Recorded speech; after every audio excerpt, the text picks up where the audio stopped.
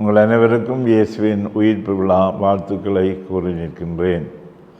கிறிஸ்து இயேசுவில் அன்பார்ந்த சகோதர சகோதரிகளே, இயேசுவின் உயிர்ப்பு விழா நம்பிக்கையின் திருப்பயணிகளாக நாம் பயணிக்கும் இவ்யூபிலி ஆண்டின் மையத்தில் கொண்டாடப்படுகின்றது. உயிர்த்தெழுந்த இயேசு தனது வாழ்த்துச் செய்தியாக உங்களுக்கு அமைதி உரித்தாக யோவான் 20:21 என்று கூறுகின்றார். இயேசு கிறிஸ்துவின் உயிர்ப்பு என்பது மரணத்தின் மீதான வாழ்வின் வெற்றியை எமக்கு நினைவூர்த்துகின்றது. பல்வேறுபட்ட துன்ப துயரங்களால் அலைக்கழிக்கப்பட்டு வாழ்வின் விரக்தியை அனுபவிக்கின்ற மக்களுக்கு நம்பிக்கையை கொடுக்கின்ற நிகழ்வாக இது பார்க்கப்பட வேண்டும். துன்பத்தின் வழியே நமக்கு மீட்பு உண்டு, சிலுவை வழியே நமக்கு வாழ்வு உண்டு. புனித வெள்ளியை கடந்துதான் உயிர்ப்பு ஞாயிறுக்கு செல்ல முடியும் என்பதை உணர்ந்து கொள்ள வேண்டும்.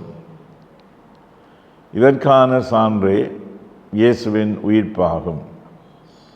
கிறிஸ்து இயேசு கல்லறையிலிருந்து உயிர்த்தெழுந்ததன் மூலம் நமக்காக புனிதம் நிறைந்த வாழ்க்கையின் வாயில்களை திறந்து வைத்துள்ளார்.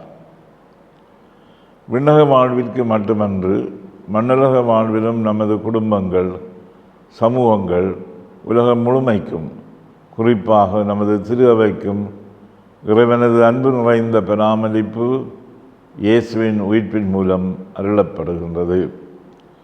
உயிர்த்தெழுந்த கிறிஸ்துவால் மட்டுமே எல்லோருக்கும் மகிழ்ச்சியையும் அமைதியையும் அளிக்க முடியும்.